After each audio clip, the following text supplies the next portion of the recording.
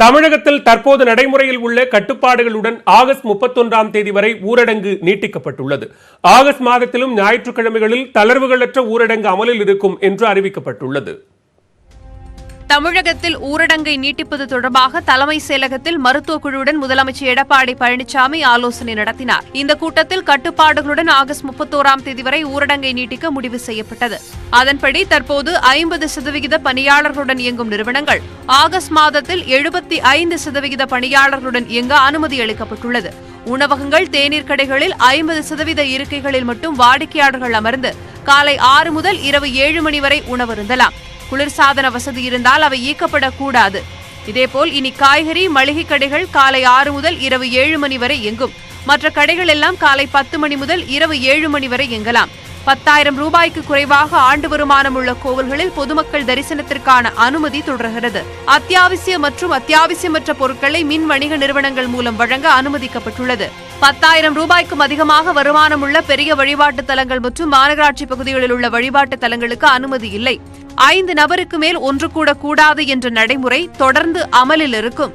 ரயில் மற்றும் விமான போக்குவரத்தை பொறுத்தவரை தற்போதுள்ள நிலையே தொடரும். அதாவது மெட்ரோ ரயில், மின்சார ரயில் சேவைக்கான தடை தொடர்கிறது. இதேபோல் சர்வதேச விமான போக்குவரத்திற்கான தடையும் நீடிக்கிறது.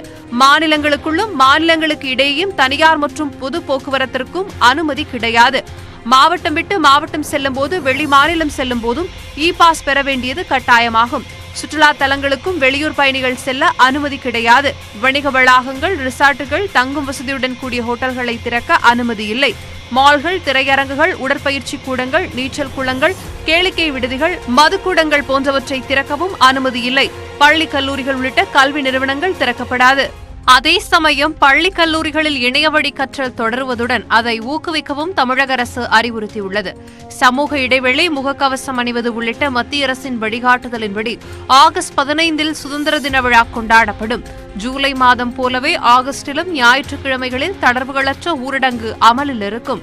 இந்த அனைத்து கட்டுப்பாடுகளுடன் ஊரடங்கு ஆகஸ்ட் 31ஆம் தேதி நள்ளிரவு 12 மணி வரை நீடிக்கும் என தமிழக அரசு அறிவித்துள்ளது.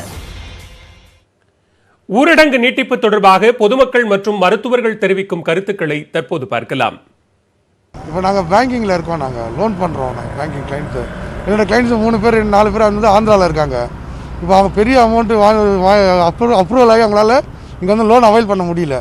ஸோ நாங்கள் ப்ராப்பர்ட்டி எல்லாம் எல்லாருமே வந்து அவங்களும் பிஸ்னஸ் பண்ண முடியும், அவங்க அங்கே சஃபர் ஆகிறாங்க. இங்கே பேங்க்கில் லோன் க்ளோஸ் பண்ண முடியும், நாங்கள் இங்கே சஃபர் ஆகிறோம். இப்போ இருக்க சூழ்நிலையாக வந்து பார்த்திங்கன்னா ஓரளவுக்கு சுமூகம் தான் போயிட்டுருக்கு. அதனால் ஏதாவது அட்வான்டேஜ் இருந்து பண்ணால் பரவாயில்ல. நான் எந்த அட்வான்டேஜ் இருக்கிற மாதிரி தெரியல. இதனால் வந்து பொருளாதார சீரழிவு ஏற்படுவதை தவிர ஒரு பெனிஃபிட்ஸ் வரும்ன்ட்டு எங்களுக்கு தெரியல. இப்படியே லாக்டவுன்னா இருக்க வாழ்வாதாரம்லாம் எங்கே போகிறது? நாங்களாம் என்ன செய்கிறது? பசியும் பட்டினியுமாக தான் இருக்கிறோம். ஒன்று பஸ்ஸு விடலாம், கொரோனாவோட காலத்துக்கு ஏதாவது உதவி பண்ணலாம், எதுவுமே கிடையாது. நாங்கள் எதனா தான் செய்ய முடியும். இப்படி லாக்டவுன் எக்ஸ்டெண்ட் பண்ணிக்கிட்டே இருந்தாங்கன்னா எங்களுக்கு வந்து என்ன பண்ணுறதுனே எங்களுக்கு புரியலை. நாங்கள் அன்னாடங்காட்சி தான், தினமும் 50-100க்கு நாங்கள் வெயிலையும் நைட்டு மழையிலையும் எல்லாம் உட்காந்து கஷ்டப்பட்டுட்டு தான் இருக்கோம். இப்போ லாக்டவுன் எக்ஸ்டெண்ட் பண்ணிகிட்டே இருந்தாங்களா எங்களால் ஒன்றும் பண்ண முடியாது. கடன் தொல்லை தான் எங்களுக்கு அதிகமாகிட்டே இருக்கும். நாங்கள் என்ன பண்ணுறது? இப்படி ஒரு நாள் லாக்டவுன், ஃபுல் லாக்டவுன் போகிறீங்க, அதில் மட்டும் கொரோனா என்ன குறையவா போகுது? மிக அதிக தொற்று பாதிப்பு ஏற்படக்கூடாது என்ற எண்ணத்தில் தமிழக அரசு இன்று அந்த முடிவை எடுத்திருக்கிறது. இதுல நம்ம பொதுமக்கள் ஆகிய நமக்கு சில கடமைகள் உண்டு. கவர்மெண்ட் மாத்திரம் தன் கடமை செய்தா பத்தாது. ஒரு மனிதர்களும் ஒருத்தரும் தனிப்பட்ட முறையில் நீங்க சுய கட்டுப்பாடை பின்பற்ற வேண்டும். வெளியில வரும்போது தயவு செய்து மாஸ்கை போட்டுக்கோங்க. மாஸ்க் இல்லாம வெளியில வராதீங்க. அப்புறம் கை கழுவுறது பாத்தீங்கன்னா வெளியில போயிட்டு வரும்போதோ உள்ள வரும்போதோ இல்லாட்டி எதையாவது தொடும் போதோ இல்ல மாஸ்கை தொட்டு விட்டு திருப்பி வேற எங்கேயாவது தொடுறதுனாலயோ இல்லாட்டி கைப்பிடிகள், லிப்ட் சுவிட்ச், இந்த படிகள்ல இருக்கிற அந்த பிடிப்புகள், இது எல்லாமே தொற்று ஏற்படுறதுக்கான வாய்ப்புகள் அதிகமாக இருக்கிறது.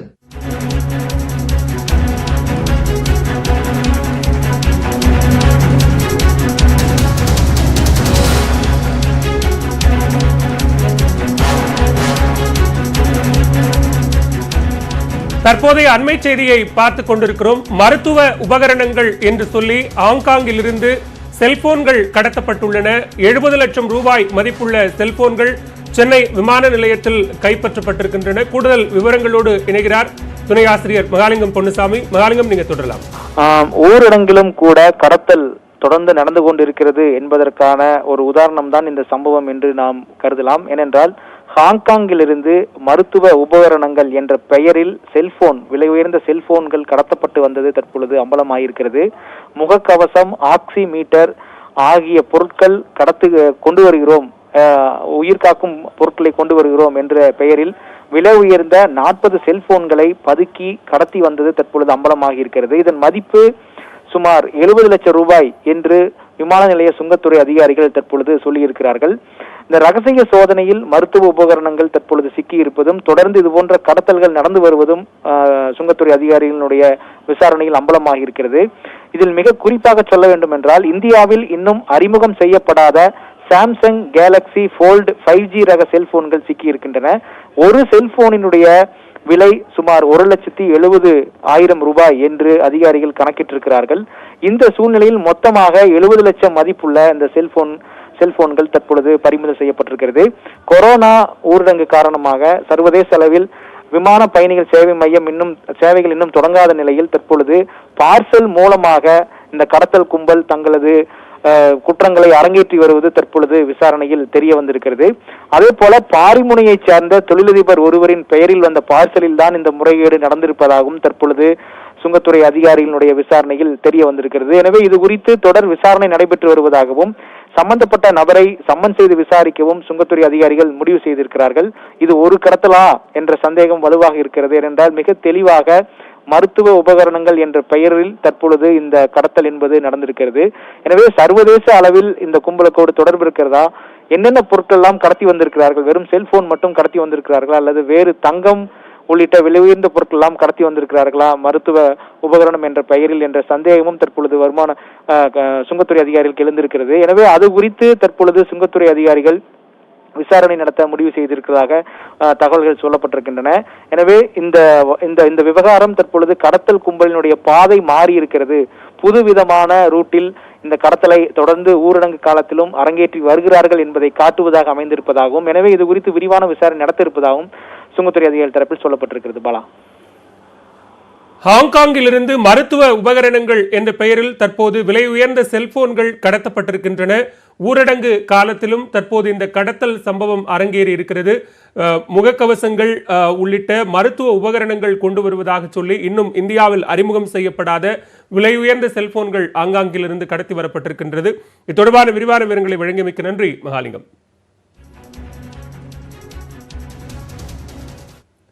தமிழகத்தில் ஒரே நாளில் 5,864 பேருக்கு தொற்று உறுதி செய்யப்பட்டதால் மொத்த பாதிப்பு 2,40,000 நெருங்கியுள்ளது. தொற்று அதிகரிப்பு காரணமாக உச்சபட்சமாக ஒரே நாளில் 97 பேர் உயிரிழந்தனர். தமிழக சுகாதாரத்துறை வெளியிட்டுள்ள செய்திக்குறிப்பில் மேலும் 5,864 பேருக்கு தொற்று உறுதியானதாகவும் மொத்த பாதிப்பு 2,39,978 அதிகரித்துள்ளதாகவும் தெரிவிக்கப்பட்டுள்ளது. மேலும் 7 நாட்களுக்கு பின்னர் பாதிப்பு எண்ணிக்கை 6,000க்கும் கீழ் குறைந்தது. சென்னையில் தொற்று ஓரளவு கட்டுக்குள் உள்ள நிலையில் புதிதாக 1,175 பேருக்கு வைரஸ் பாதிப்பு உறுதி செய்யப்பட்டது. இதனால் மொத்த பாதிப்பு எண்ணிக்கை 99,000 நெருங்கியுள்ளது. சென்னை தவிர்த்த பிற மாவட்டங்களில் ஒரே நாளில் 4,689 பேருக்கு தொற்று கண்டறியப்பட்டுள்ளது. செங்கல்பட்டு, திருவள்ளூர், கோவை மாவட்டங்களில் ஒரே நாளில் தலா 300க்கும் மேற்பட்டோர் பாதிக்கப்பட்டுள்ளனர். கொரோனாவால் பாதிக்கப்பட்டு சிகிச்சை பலனின்றி ஒரே நாளில் உச்சபட்சமாக 97 பேர் உயிரிழந்தனர். இதனால் தமிழகத்தில் மொத்த இறப்பு எண்ணிக்கை 3,838 அதிகரித்துள்ளது. தமிழகம் முழுவதும் 5,295 பேர் குணமடைந்து வீடு திரும்பினர். இதனிலையில் இதுவரை குணமடைந்தோரின் விகிதம் 74 விழுக்காடை கடந்து வீடு திரும்பியவர்களின் எண்ணிக்கை 1,78,000 தாண்டியுள்ளது. மேலும் ஒரே நாளில் 59,437 பேருக்கு கொரோனா பரிசோதனைகள் மேற்கொள்ளப்பட்டுள்ளன. இதுவரை 25 லட்சத்திற்கும் மேற்பட்டோருக்கு பரிசோதனை செய்யப்பட்டுள்ளது.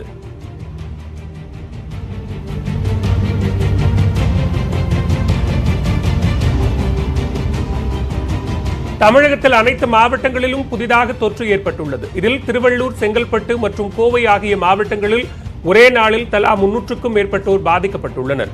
மேலும் தென் மாவட்டங்களான மதுரை, விருதுநகர், நெல்லை, தூத்துக்குடி, கன்னியாகுமரி மாவட்டங்களில் தலா 200க்கும் மேற்பட்டோருக்கு புதிதாக தொற்று உறுதியாகியுள்ளது. இருப்பினும் சென்னை தவிர்த்த பிற மாவட்டங்களில் 7 நாட்களுக்கு பின்னர் 5000க்கும் கீழ் பாதிப்பு குறைந்துள்ளது.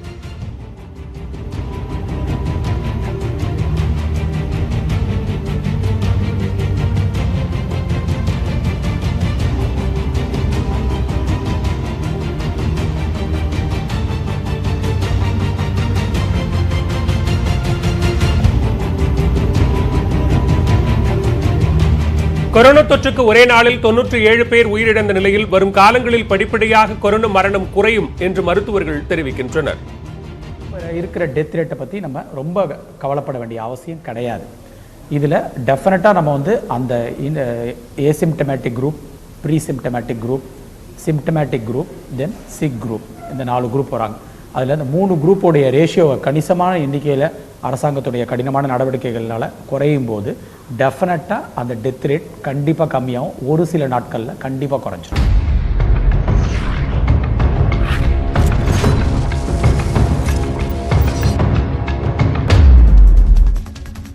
தொடர்ந்து விரைவுச் செய்திகளை பார்க்கலாம். மொரீஷியஸில் புதிதாக கட்டப்பட்டுள்ள உச்சநீதிமன்ற கட்டடத்தை பிரதமர் மோடியும் அந்நாட்டு பிரதமர் பிரவீந்த் ஜெகநாத்தும் காணொலி வாயிலாக கூட்டாக திறந்து வைத்தனர். நிகழ்ச்சியில் பேசிய பிரதமர் மோடி கொரோனா பெருந்தொற்றை திறம்பட கையாண்டதற்காக மொரீஷியஸ் அரசுக்கும் மக்களுக்கும் வாழ்த்து தெரிவித்தார். ஜனநாயக அமைப்பின் முக்கிய தூணாக திகழும் சுதந்திரமான நீதித்துறையின் மீது இந்தியாவும் மொரீஷியஸும் மரியாதை கொண்டுள்ளதாகவும் அவர் தெரிவித்தார். சாகர் எனப்படும் பிராந்தியத்தில் உள்ள அனைவருக்குமான பாதுகாப்பு மற்றும் வளர்ச்சி என்ற இந்தியாவின் இலக்கு குறித்து தான் முதலில் பேசியது மொரீஷியஸுடன் தான் என்றும் பிரதமர் தெரிவித்தார். இந்திய பெருங்கடல் பிராந்தியத்தில் இந்திய அணுகுமுறையின் இதயமாக மொரீஷியஸ் உள்ளதாகவும் மோடி கூறினார். வளர்ச்சிக்கான ஒத்துழைப்பை பொறுத்தவரை படிப்பினைகளை பகிர்ந்து கொள்வதே முக்கிய நோக்கம் என்றும் அவர் தெரிவித்தார். நீண்ட இழுபறிக்கு பின்னர் ஆகஸ்ட் 14 சட்டசபையை கூட்ட அசோக் கெலாட் தலைமையிலான ராஜஸ்தான் அரசுக்கு அம்மாநில ஆளுநர் கல்ராஜ் மிஸ்ரா அனுமதி வழங்கியிருக்கிறார். காங்கிரஸ் அரசுக்கு உள்ள பெரும்பான்மையை நிரூபிக்க பேரவையை கூட்ட அனுமதிக்க வேண்டும் என முதலமைச்சர் அசோக் கெலாட் கடந்த வாரம் ஆளுநரிடம் கோரிக்கை வைத்தார். ஆனால் 21 நாட்களுக்கு முன்பே நோட்டீஸ் தர வேண்டும் எனவும் உடனடியாக பேரவையை கூட்ட முகாந்திரம் இல்லை என்றும் கூறி கெலாட்டின் கோரிக்கையை கல்ராஜ் மிஸ்ரா நிராகரித்தார். விடாப்பிடியாக ஆளுநரை கெலாட் தொடர்ந்து வலியுறுத்தி வந்த நிலையில் ஆகஸ்ட் 14 பேரவையை கூட்ட அனுமதி வழங்கப்பட்டிருக்கிறது. கொரோனா தடுப்பு விதிகளை தவறாமல் பின்பற்ற வேண்டும் எனவும் ஆளுநர் முதலமைச்சருக்கு உத்தரவிட்டிருக்கிறார். செப்டம்பர் மாதத்தில் திட்டமிட்டபடி பல்கலைக்கழக இறுதி ஆண்டு செமஸ்டர் தேர்வுகள் நடைபெறும் என பல்கலைக்கழக மானியக்குழு தெரிவித்துள்ளது.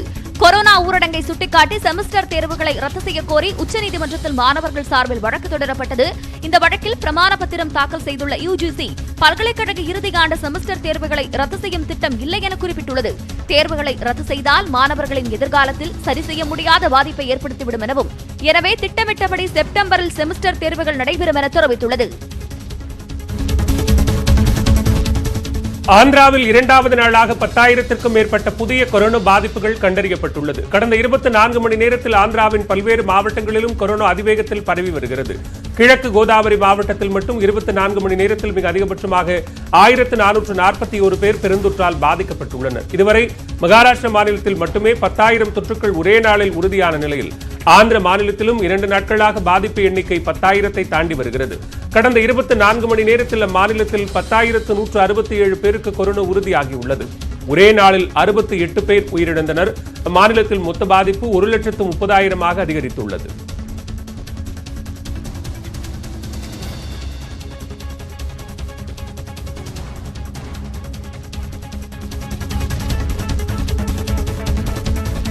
டெல்லியை பின்பற்றி தமிழக அரசும் டீசல் விலையை குறைக்க வேண்டும் என்று திமுக தலைவர் மு க ஸ்டாலின் கோரிக்கை விடுத்துள்ளார். இதுகுறித்து தனது ட்விட்டர் பக்கத்தில் பதிவிட்டுள்ள அவர், டீசல் மீதான வாட் வரியை பாதியாக்கி டீசலின் விலையை 9 ரூபாய் வரை குறைத்திருக்கும் டெல்லி அரசின் முடிவை வரவேற்பதாகவும், இதேபோன்று தமிழக அரசும் டீசல் விலையை குறைக்க முயற்சிக்க வேண்டும் என்றும் கேட்டுக் கொண்டுள்ளார். டீசல் விலை குறைப்பு விலைவாசி குறைய உதவும் என்றும், வாழ்வாதாரத்தை இழந்தவர்களுக்கு அரசின் கருணையாக இது இருக்கும் என்றும் ஸ்டாலின் தெரிவித்துள்ளார். காவிரி நீர்பிடிப்பு பகுதிகளில் பெய்து வரும் தொடர் மழையால் ஒகேனக்கலுக்கு நீர்வரத்து அதிகரித்துள்ளது. கர்நாடக மாநிலம் மற்றும் தமிழக காவிரி நீர்பிடிப்பு பகுதிகளில் கடந்த ஒரு வாரத்திற்கும் மேலாக தொடர்ந்து மழை பெய்து வருகிறது. இதனால் தருமபுரி மாவட்டம் ஒகேனக்கலுக்கு நீர்வரத்து அதிகரித்துள்ளது. மேலும் கபினி, கிருஷ்ணராஜசாகர் அணைகளில் இருந்தும் தமிழகத்திற்கு காவிரி ஆற்றில் தண்ணீர் திறந்துவிடப்பட்டுள்ளதால் இன்று காலை நிலவரப்படி ஒகேனக்கலின் நீர்வரத்து 9,000 கன அடியாக அதிகரித்துள்ளது. இதனால் அருவிகளில் செந்நிறத்தில் தண்ணீர் ஆர்ப்பரித்து கொட்டுகிறது.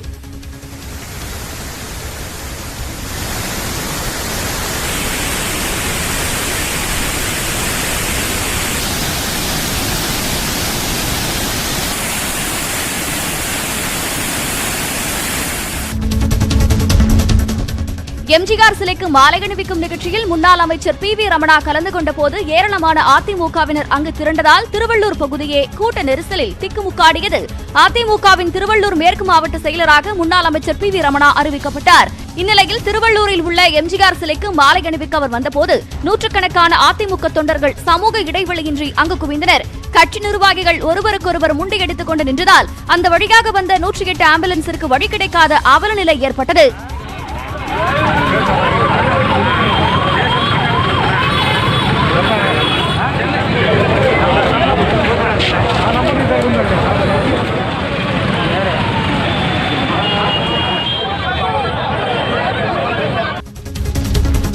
மதுரையில் டாஸ்மாக் கடைகளுக்கு வரும் வாடிக்கையாளர்களை கவர நூதன முயற்சிகளை டாஸ்மாக் நிர்வாகம் மேற்கொண்டு வருகிறது.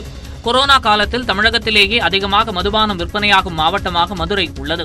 ஊரடங்கில் விலக்கு அளிக்கப்பட்டு டாஸ்மாக் கடை திறக்கப்பட்ட போது நாள் ஒன்றுக்கு 4 கோடி ரூபாய் வரை விற்பனை நடைபெற்ற நிலையில் பின்னர் இது படிப்படியாக குறைந்தது. இதற்கு கொரோனா பரவல் அதிகரிப்பும் ஒரு காரணமாக பார்க்கப்படுகிறது. இதனை உணர்ந்த டாஸ்மாக் நிர்வாகம் வாடிக்கையாளர்களின் அச்சத்தை போக்க மதுரையில் கடை முழுக்க லேமினேஷன் செய்துள்ளது. இந்த நூதன முயற்சிக்கு மது குடிப்போர் இடையே நல்ல வரவேற்பு கிடைத்துள்ளது. வச்சு பரவனா தானே இது வரும். அப்படிங்கும்போது பிளாஸ்டிக் பேப்பர்னால அதை தாண்டி உள்ளே போகாதுல. மாஸ்க் போடுறது இது ஒரு சேஃப்டி, மக்கள் சேஃப்டிக்கு தான் எல்லாமே. மேலும் மேலும் எல்லா கடையிலும் இப்படி வச்சுட்டா வாங்க வர்ற பொதுமக்களுக்கு சேஃப்டி. தமிழகத்தில் ஓடை புறம்போக்கு நிலங்கள் ஆக்கிரமிப்பு மீது நடவடிக்கை எடுக்காத தமிழக அரசிற்கு சென்னை உயர்நீதிமன்றம் கண்டனம் தெரிவித்துள்ளது. தருமபுரி மாவட்டம் சின்னமான சாவடியில் உள்ள ஓடை புறம்போக்கு நிலத்தில் ஆக்கிரமிப்புகளை அகற்றக்கோரி தருமபுரியைச் சேர்ந்த கலையரசு என்பவர் சென்னை உயர்நீதிமன்றத்தில் வழக்கு தொடர்ந்தார். இந்த வழக்கு நீதிபதிகள் M.M. சுந்தரேஷ் மற்றும் ஹேமலதா அடங்கிய அமர்வில் விசாரணைக்கு வந்தது. அப்போது தமிழகம் முழுவதும் உள்ள ஓடை புறம்போக்கு நிலங்களில் அதிக அளவில் ஆக்கிரமிப்பு நடப்பதாக தினமும் நாளிதழ்களில் செய்தி வருவதாக தெரிவித்த நீதிபதிகள் ஆக்கிரமிப்புகளுக்கு துணை போகும் அதிகாரிகள் மீது ஏன் துறை ரீதியாக நடவடிக்கை எடுக்கவில்லை என தமிழக அரசுக்கு கேள்வி எழுப்பினர். நீர்நிலைகள் ஆக்கிரமிப்பு தொடர்பாக நீதிமன்றம் பல உத்தரவுகளை பிறப்பித்தும் ஏன் இதுவரை எந்த நடவடிக்கையும் மேற்கொள்ளவில்லை என கேள்வி எழுப்பிய நீதிபதிகள் ஓடை புறம்போக்கு நிலங்களில் உள்ள ஆக்கிரமிப்புகளை அகற்ற எடுத்த நடவடிக்கைகள் தொடர்பாக 4 வாரத்தில் அறிக்கை தாக்கல் செய்ய உத்தரவிட்டனர். 7 ஆண்டுகள் அல்லது அதற்கும் குறைவான தண்டனைகள் பெறும் குற்றங்களில் ஈடுபடும் குற்றவாளிகளை தகுந்த ஆதாரம் இல்லாமல் கைது செய்யக்கூடாது என்று தமிழக டிஜிபி JK திரிபாதி உத்தரவிட்டுள்ளார்.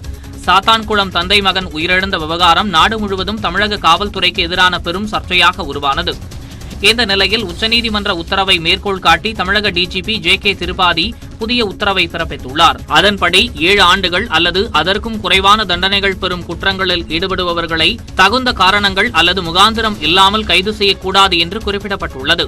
குற்றவாளிகள் கைது செய்யப்படுவதற்கான அவசியம் ஏற்பட்டால் அதனை எழுத்து மூலமாக பதிவு செய்த பின்பே கைது செய்ய வேண்டும் எனவும் உத்தரவிடப்பட்டுள்ளது. இதனை முறையாக செய்யாத விசாரணை அதிகாரிகள் மீது துறை ரீதியாக நடவடிக்கை எடுக்கப்படும் எனவும் எச்சரிக்கை விடுக்கப்பட்டுள்ளது. பொறியியல் படிப்பிற்கு விண்ணப்பித்துள்ள மாணவர்கள் நாளை முதல் ஆகஸ்ட் 20ஆம் தேதி வரை சான்றிதழ்களை இணையதளத்தில் பதிவேற்றம் செய்யலாம் என அறிவிக்கப்பட்டுள்ளது. இது தொடர்பாக உயர்கல்வித்துறை அமைச்சர் KV அன்பழகன் வெளியிட்டுள்ள அறிக்கையில் பொறியியல் மாணவர் சேர்க்கைக்கு இதுவரை 1,21,008 பேர் விண்ணப்பித்துள்ளதாக தெரிவிக்கப்பட்டுள்ளது. கொரோனா தொற்றிலிருந்து மாணவர்களை பாதுகாக்க இணையதளம் மூலம் சான்றிதழ் பதிவேற்றம் மற்றும் சான்றிதழ் சரிபார்ப்புக்கு வழிவகை செய்யப்பட்டுள்ளதாக குறிப்பிட்டுள்ளார். இதன்படி www.tneaonline.org என்ற இணையதள பக்கத்தில் மாணவர்கள் சான்றிதழ் பதிவேற்றம் செய்யலாம் என்று தெரிவிக்கப்பட்டுள்ளது.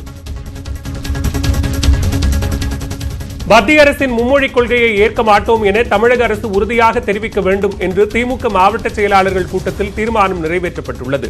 சட்டமன்ற தேர்தல் நெருங்குவதை முன்னிட்டு திமுக மாவட்ட செயலாளர்கள், நாடாளுமன்ற உறுப்பினர்கள் மற்றும் சட்டமன்ற உறுப்பினர்களின் ஆலோசனைக் கூட்டம் அக்கட்சியின் தலைவர் மு க ஸ்டாலின் தலைமையில் நடைபெற்றது. காணொலி காட்சி வாயிலாக நடைபெற்ற இந்த கூட்டத்தில் 4 தீர்மானங்கள் நிறைவேற்றப்பட்டுள்ளன. சுற்றுச்சூழல் தாக்கறிக்கை 2020 திரும்பப் பெற வேண்டும் என்றும், நாடாளுமன்றம் கூடிய பிறகு உரிய விவாதம் நடத்தி முடிவு செய்ய வேண்டும் என்றும் தீர்மானம் நிறைவேற்றப்பட்டுள்ளது. அதேபோன்று பொதுப்பட்டியலில் உள்ள கல்வியை மாநில பட்டியலில் சேர்க்க வேண்டும் என்றும், சமூக நீதி மற்றும் மாநில உரிமைகளை புறக்கணித்து ஒருதலை பட்சமான புதிய கல்விக் கொள்கையை ஏற்க மாட்டோம் என்றும் தமிழக அரசு அறிவிக்க வேண்டும் என்றும் திமுக கூட்டத்தில் தீர்மானம் நிறைவேற்றப்பட்டுள்ளது.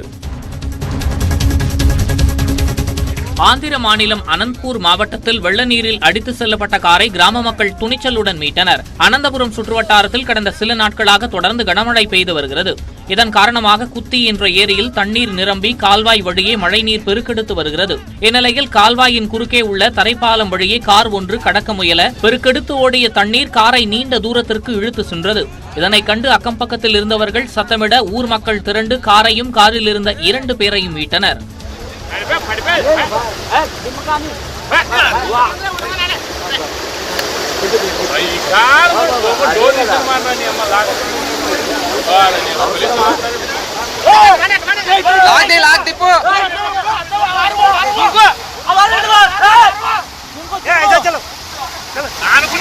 అవసరం కదా పోవడం వాడు ఆ లోతుందాడు ఎక్కువ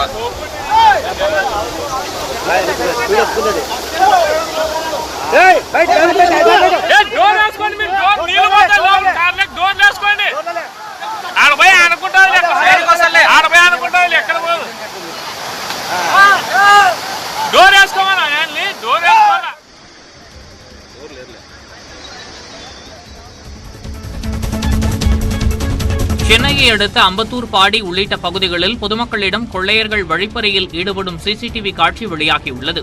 பாடி டிவிஎஸ் நகரை சேர்ந்த வெங்கட்ராமன் என்பவர் அம்பத்தூர் தொழிற்பேட்டையில் உள்ள தனியார் நிறுவனத்தில் பணியாற்றி வருகிறார். இவர் இரவு பணி முடித்துவிட்டு இருசக்கர வாகனத்தில் வீடு திரும்பிக் கொண்டிருந்தார். பாடி பிரிட்டானியா கம்பெனி பகுதியில் வந்தபோது அங்கிருந்த 3 பேர் கத்தியால் தாக்கி அவரிடமிருந்த 20,000 ரூபாய் பணத்தை பறித்துச் சென்றனர்.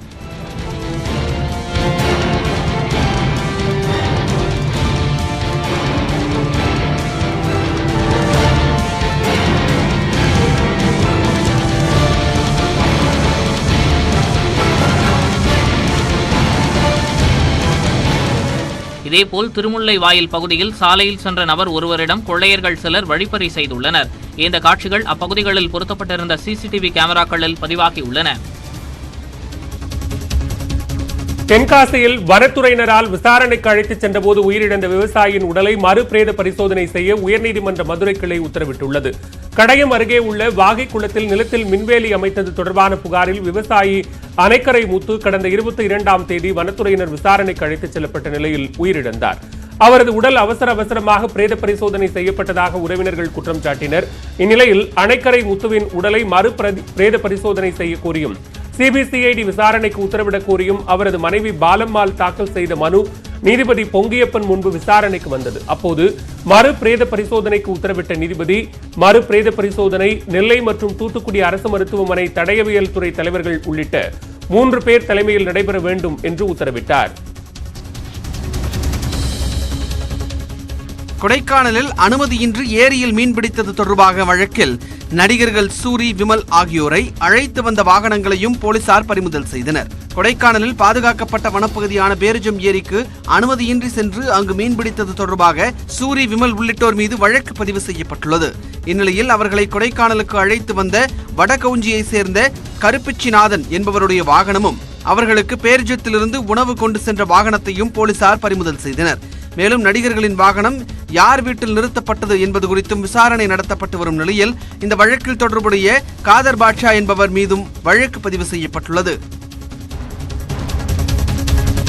பிரபல மலையாள நடிகர் அனில் முரளி கேரளாவில் கல்லீரல் பாதிப்பால் திடீர் என உயிரிழந்தார். அவருக்கு வயது 51. சின்னத்திரையில் தன்னுடைய கலை பயணத்தை தொடங்கிய அனில் முரளி 1993இல் திரையுலகில் அறிமுகமானார்.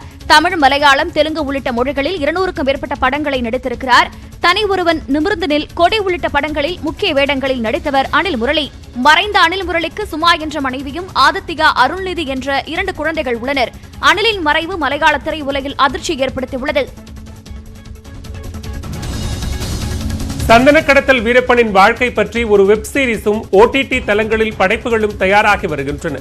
முன்னாள் ADGP விஜயகுமார் எழுதிய சேசிங் த பிரிகாண்ட் புத்தகத்தை அடிப்படையாக கொண்டு இந்த வெப் சீரிஸ் தயாராகிறது.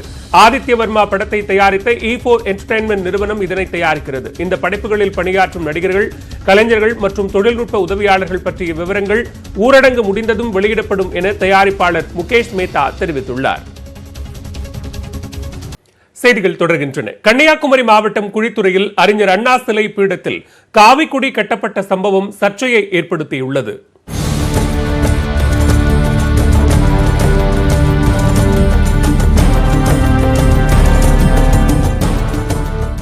கன்னியாகுமரி மாவட்டம் குழித்துறை சந்திப்பில் உள்ள அறிஞர் அண்ணா சிலை பீடத்தில் காவிக்கொடி கட்டப்பட்டதோடு அருகே குப்பைகளும் போடப்பட்டிருந்தன.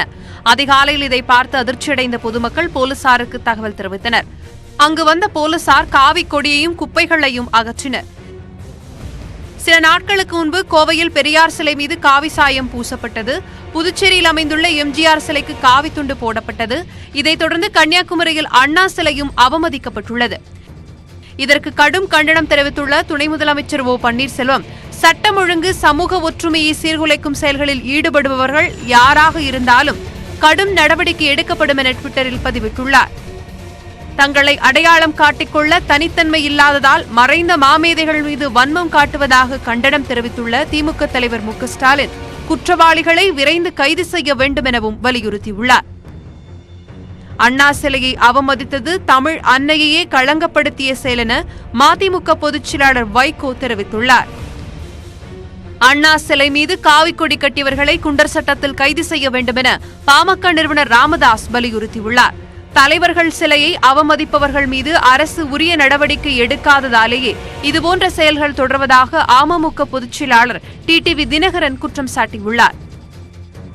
இதேபோல் பாஜக மாநில பொதுச் செயலாளர் கே டி ராகவன், திக தலைவர் கே வீரமணி உள்ளிட்டோரும் அண்ணா சிலை அவமதிக்கப்பட்டதற்கு கண்டனம் தெரிவித்துள்ளனர். இதனிடையே அண்ணா சிலை அவமதிப்பு தொடர்பாக வழக்கு பதிவு செய்த களியக்காவிளை போலீசார் திருத்துவபுரம் பகுதியைச் சேர்ந்த தங்கராஜ் என்பவரை கைது செய்தனர். கைது செய்யப்பட்ட நபர் மனநலம் பாதிக்கப்பட்டவர் என்றும் போலீஸ் தரப்பில் தெரிவிக்கப்பட்டுள்ளது. இதனிடையே சிலை அருகே திமுக எம்எல்ஏ மனோ தங்கராஜ் தலைமையில் கூடிய திமுக நிர்வாகிகள் சிலை அவமதிக்கப்பட்டது தொடர்பாக நடவடிக்கை எடுக்கப்பட வேண்டும் என வலியுறுத்தினர். இதனிடையே அண்ணா சிலை பீடத்தில் காவி கொடி கட்டியவர் மனநிலை பாதிக்கப்பட்டவர் என தகவல் வெளியாகியுள்ளது. போலீசார் நடத்திய ஆய்வில் சிக்கிய சிசிடிவி காட்சியில் 27ஆம் தேதி மதியம் மனநிலை பாதிக்கப்பட்டவர் ஏறுவது போன்ற காட்சிகள் பதிவாகியிருந்தது. தங்கராஜ் என்ற அந்த நபர் கண்ணில் தென்படும் ஆடை உள்ளிட்ட பொருட்களை தோரணம் போல் தொங்கவிடும் வழக்கத்தை கொண்டிருப்பவர் என்பதும் விசாரணையில் தெரியவந்துள்ளது.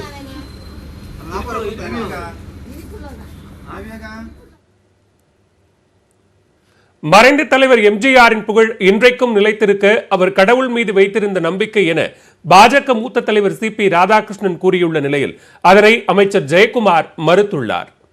மறைந்த முதல்வர் எம்ஜிஆர் அவர்களுடைய புகழ் இன்றைக்கும் இந்த மண்ணிலே நிலைத்திருக்கிறது என்று சொன்னால் அவர் தெய்வத்தின் மீது கொண்டிருந்த நம்பிக்கையும் ஒரு காரணமாகும் என்பதை யாராலும் மறுக்க இயலாது. முகாம்பிகை கோயிலுக்கு அவர் சென்று வந்ததிலிருந்து தமிழ் மண்ணில் ஆன்மீக கருத்துக்கள் மீண்டும் ஆழமாக வேரூன்றுவதற்கு அடித்தளமாக அமைந்ததை யாராலும் மறுக்க இயலாது.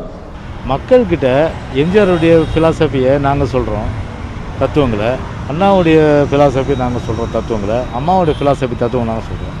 அந்த மாதிரி மக்கள்கிட்ட நீங்கள் எடுத்துன்னு போங்க. புரட்சி தலைவரை பற்றி மக்கள் ஆதரவு கொடுத்தா நல்ல விஷயம். பட் அதை விட்டுட்டு அவங்க செஞ்சாங்களான்னு எனக்கு தெரியாது. ஆனால் அவர் சொல்கிறதால சொல்கிறேன். ஏன் இதை போல் செயல்களுக்கு யாரோ செஞ்சதுக்கு அவர் ஏன் போய் இதுக்கு வக்காலத்து வாங்க வேண்டிய அவசியம் அவருக்கு இருக்குது? அதான் என்னுடைய கேள்வி.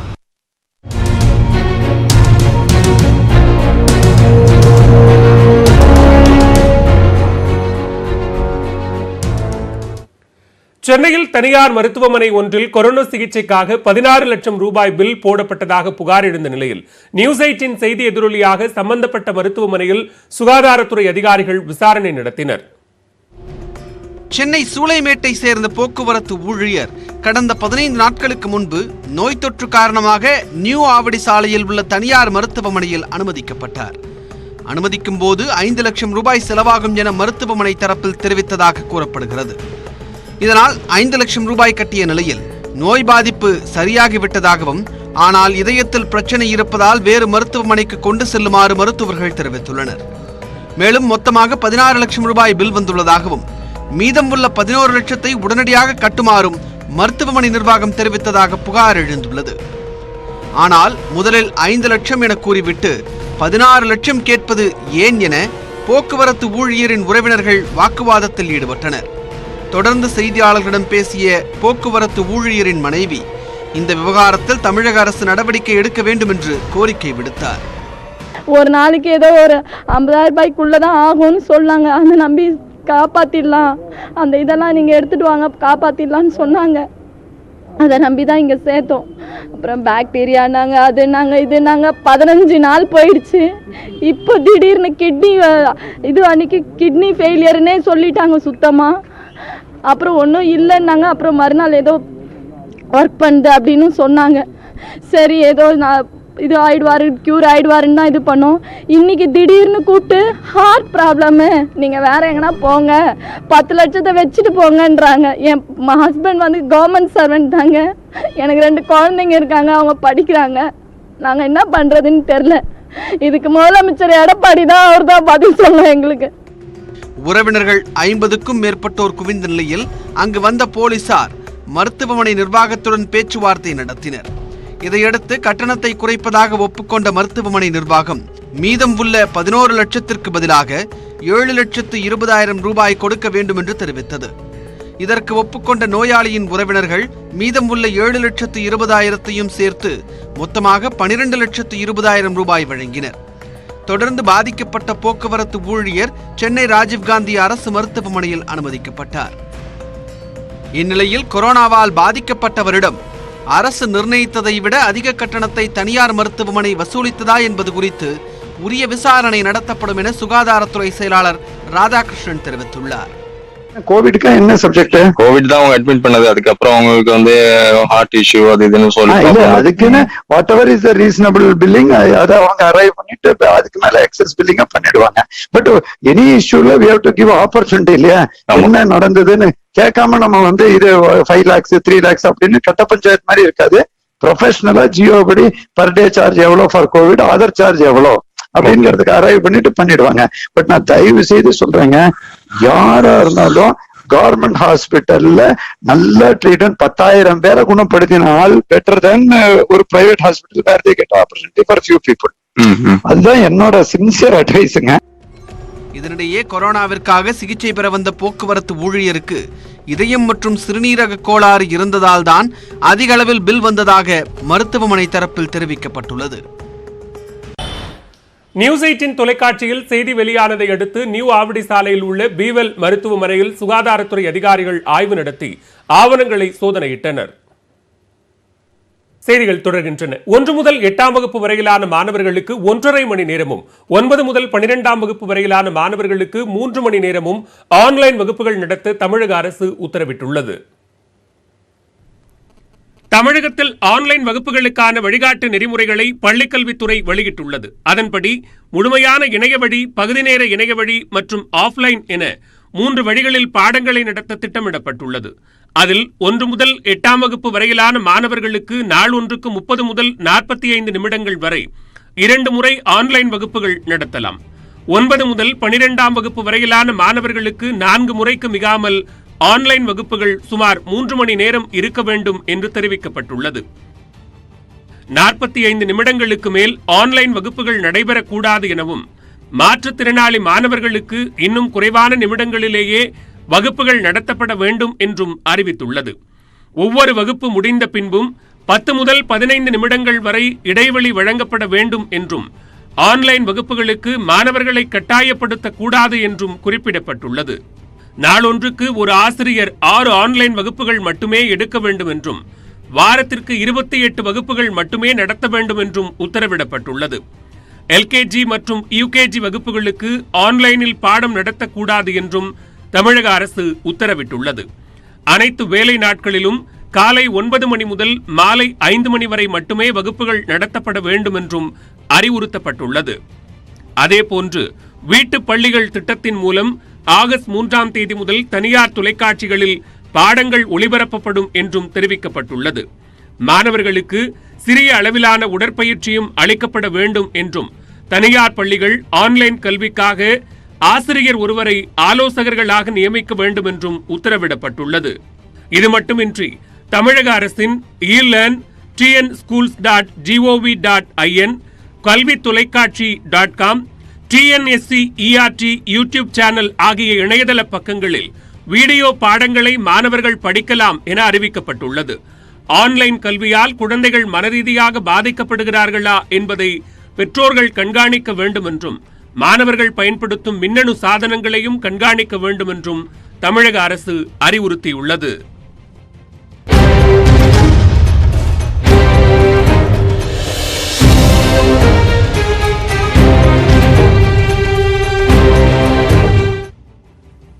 மத்திய அரசு ஒப்புதல் அளித்துள்ள புதிய கல்விக் கொள்கைக்கு ஆதரவும் எதிர்ப்பும் எழுந்துள்ளது. முழுமையான அறிக்கை கிடைத்த பிறகு அடுத்த கட்ட நடவடிக்கை எடுக்கப்படும் என்று தமிழக அரசு தெரிவித்துள்ளது. புதிய கல்விக் கொள்கையின்படி உயர்கல்வியில் பாடச்சுமையை குறைக்க உள்ளதால் மாணவர்களின் மன அழுத்தம் குறையும் என்றும் அவர்களின் சிந்தனை திறன் அதிகரிக்கும் என்றும் கல்வியாளர்கள் கூறுகின்றனர். இருப்பினும் 3, 5 மற்றும் 8ஆம் வகுப்புகளுக்கு பொதுத் தேர்வு நடத்தினால் இடைநிற்றல் அதிகரிக்கும் என்றும் கவலை தெரிவிக்கின்றனர். 3, 5, 8ஆம் வகுப்புகளுக்கு ஒரு தேசிய அளவிலான ஒரு ஆணையம் ஒரு தேர்வை நடத்தும் அப்படின்னு சொல்லியிருக்காங்க. இப்போ கடந்த ஆண்டு 12ஆம் வகுப்பு தேர்வு நடந்ததுங்க, பொதுத் தேர்வு. அந்த பொதுத் தேர்வில் கிட்டத்தட்ட 32,000 மாணவர்கள் விடுபட்டாங்க. அவங்க திரும்ப தேர்வு எழுதுங்கன்னு அப்ளிகேஷன் கொடுத்தபோது 250 பேர் தான் எழுதுனாங்க. ஒரு தமிழ்நாட்டுக்குள்ளார இருக்கிற பாடத்திட்டத்தில் 12ஆம் வகுப்பு மாணவர்கள் 4% பேருக்கு படிப்பின் மீதும் தேர்வின் மீதும் பயம் இருக்குன்னா, 3ஆம் கிளாஸ் படிக்கக்கூடிய மாணவருக்கு தேசிய அளவிலான ஒரு அசஸ்மெண்ட் அப்படிங்கிறது கூட பொதுத் தேர்வு கிடையாது, ஒரு அசஸ்மெண்ட் கூட நேஷனல் லெவலில் இருக்கும் அப்படின்னா அதை எதிர்கொள்ளக்கூடிய பக்குவம் இந்த மாணவர்கள்ட்ட, சின்ன குழந்தைகள்ட்ட இருக்குமா அப்படின்னு தெரியல. புதிய கல்விக் கொள்கையின்படி மாணவர்களுக்கு பாடம் நடத்த ஆசிரியர்களுக்கு பயிற்சி தேவைப்படுவதாக மத்திய மனிதவள மேம்பாட்டு அமைச்சர் ரமேஷ் பொக்ரியால் கூறியுள்ளார். கல்லூரிகளிலும் பல்கலைக்கழகங்களிலும் B.Ed, M.Ed, PhD படிப்புகளை வழங்கும் துறைகளை இடமாற்றம் செய்ய இலக்கு நிர்ணயித்துள்ளதாகவும் அவர் தெரிவித்துள்ளார். இதனிடையே 8ஆம் வகுப்பு வரை பொதுத் தேர்வு மற்றும் மும்மொழிக் கொள்கை தேவையற்றவை என பாமக இளைஞரணி தலைவர் அன்புமணி கூறியுள்ளார். பெரும்பாலான திட்டங்கள் மொழி திணிப்பையும் அடித்தட்டு மக்களிடமிருந்து பள்ளிக் கல்வியை பறிப்பதையும் நோக்கமாக கொண்டிருப்பதாகவும் சாடியுள்ளார். தேசிய கல்விக் கொள்கையில் ஏழை எளிய மாணவர்களுக்கு உயர்கல்வியை எட்டாக்கணியாக்கும் முயற்சி நடைபெறுவதாக திமுக MP கனிமொழி ட்விட்டரில் பதிவிட்டுள்ளார். நாட்டின் GDPயில் 6% கல்விக்கு ஒதுக்கப்படுவது வரவேற்கத்தக்கது என்று கூறியுள்ள மக்கள் நீதி மய்யம் தலைவர் கமல்ஹாசன் சுகாதாரத்துறையையும் அதேபோன்று தயார்படுத்த வேண்டும் என்று கூறியுள்ளார். மத்திய அரசின் புதிய கல்விக் கொள்கையை வரவேற்பதாக காங்கிரஸ் கட்சியின் தேசிய செய்தி தொடர்பாளர் குஷ்பு ட்விட்டரில் பதிவிட்டுள்ளார். மேலும் புதிய கல்விக் கொள்கையில் தனது நிலைப்பாடு கட்சியிலிருந்து வேறுபடுவதாகவும் அதற்காக ராகுல் காந்தியிடம் மன்னிப்பு கேட்பதாகவும் கூறியுள்ள அவர், ரோபோ அல்லது கைப்பாவையாக இருப்பதை விட தான் உண்மையை பேசுவதாகவும் விளக்கமளித்துள்ளார். 5ஆம் வகுப்பு வரை தாய்மொழியில் கல்வி கட்டாயம் என்ற அம்சம் வரவேற்புக்குரியது என கவிஞர் வைரமுத்து தெரிவித்துள்ளார். புதிய கல்விக் கொள்கையில் கலைக்கு முக்கியத்துவம் தரப்பட்டுள்ளது மகிழ்ச்சி அளிப்பதாக பிரபல பின்னணி பாடகி ஆஷா போஸ்லே பதிவிட்டுள்ளார். இந்நிலையில் புதிய கல்விக் கொள்கை குறித்த முழுமையான அறிக்கை கிடைத்த பின்னர் முதலமைச்சருடன் ஆலோசித்து நடவடிக்கை குறித்து முடிவெடுக்கப்படும் என பள்ளிக்கல்வித்துறை அமைச்சர் செங்கோட்டையன் தெரிவித்துள்ளார். ஒப்புதல் அளிச்சிருக்காங்க. அந்த டீடைல் ரிப்போர்ட் ஸ்டேட்டுக்கு வந்ததுக்கு பிறகு சிஎம்மோடுக்கு வந்து டிஸ்கஸ் பண்ண முடியாது. நாம ஒரு டிசிஷன் எடுத்துட முடியாது. வந்ததுக்கு பிறகு ஆகஸ்ட் 3ஆம் தேதி புதிய கல்விக் கொள்கை குறித்து முதலமைச்சர் எடப்பாடி பழனிசாமி ஆலோசனை நடத்தவிருப்பதாகவும் அமைச்சர் செங்கோட்டையன் கூறினார். சென்னையில் 22 கேரட் ஆபரண தங்கத்தின் விலை சவரனுக்கு 144 ரூபாய் அதிகரித்து 40,744 ரூபாய்க்கு விற்கப்பட்டது. மாலை நிலவரப்படி 1 கிராம் 5,093 ரூபாயாக உள்ளது. வெள்ளி விலை 1 ரூபாய் 60 காசுகள் குறைந்து 70 ரூபாய் 20 காசுகளாக இருக்கிறது. அடுத்து வரும் நாட்களிலும் தங்கத்தின் விலை சவரன் 50,000 ரூபாய் வரை உயர வாய்ப்புள்ளதாக வணிகர்கள் கணித்துள்ளனர்.